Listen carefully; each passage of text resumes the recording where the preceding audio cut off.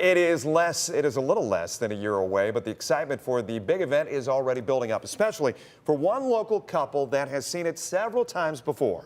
Tonight, meteorologist Diane Phillips shares their world travels to see an eclipse. And you only have to go to one to be hooked. Which turned into 5 solar eclipse trips for Jim and Linda Morford. Panama, Australia, Egypt, New Mexico, and Kentucky. Are all the locations the Morfords have chased a solar eclipse? 2005. It was just On our own. going on a vacation. The chase started with Jim's interest in astronomy and purchasing a telescope in his retirement. I'm now up to 6 or 7 telescopes, but they were bigger and bigger. And I've got one in the basement that's so big that it takes 2 trips to take it out.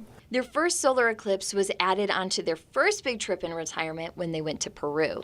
We had these plans sort of made, and I come home and he's just jumping up and down, and he says, there's going to be a solar eclipse while we are there. Well, it's going to be in Panama.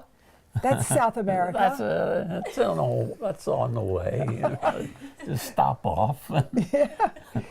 And so that's what we did. All 5 trips have allowed them to meet people of all walks of life and experience multiple cultures.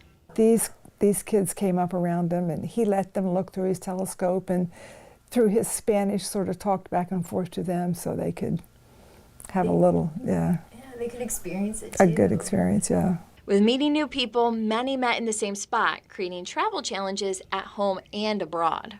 We also had gridlock in Egypt because we were up on this big plateau, and we were in a small little tour bus, but there were great big tour buses, and lots and lots of them. On their recent trips, they learned this experience is more than capturing photos, but an experience in itself.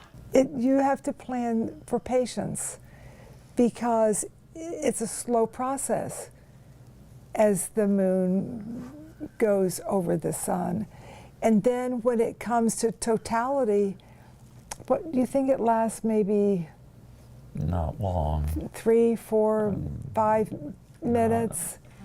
Yeah, at the most. From the miles traveled to the hours of waiting, the Morfords cherish each eclipse they've seen and look forward to the total solar eclipse in 2024.